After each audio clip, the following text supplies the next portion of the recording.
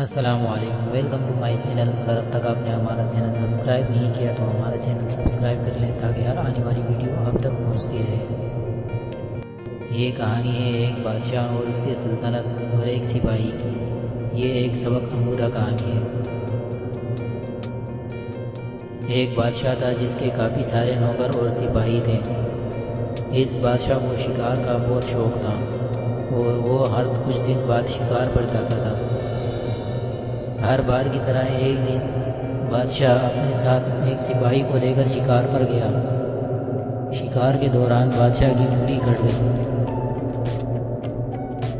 تو اس سپاہی کی عادت تھی کہ جب بھی کچھ اچھا یا برا حادثہ دیکھتا تو وہ کہتا جو ہوتا ہے اچھے کے لیے ہوتا ہے۔ اسی طرح اس روز اس بادشاہ کی انگلی کٹ جانے پر اس نے کہا جو ہوا اچھا ہوا۔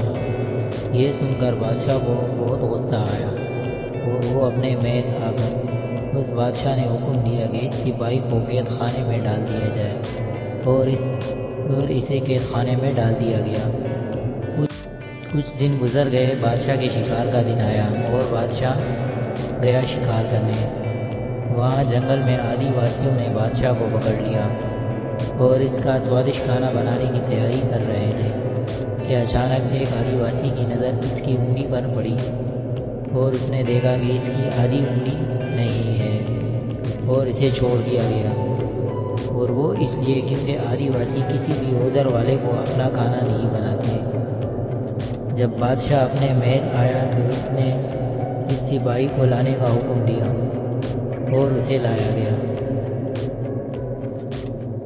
بادشاہ نے اس سپاہی کو اپنا واقعہ سنایا اور کہا میرے ساتھ جو ہوا اچھا ہوا، لیکن تمہارے ساتھ غلط کیوں ہوا؟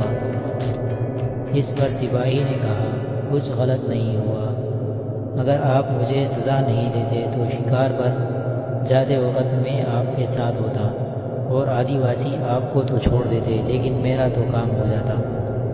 یہ سن کر بادشاہ نے اسے چھوڑ بھی دیا اور اسے انعام بھی دیا اور کہا جو ہوتا ہے اچھے کے لیے ہوتا ہے، لازمی نہیں کہ آپ کو پتہ ہو کہ ایسا کیوں ہوا۔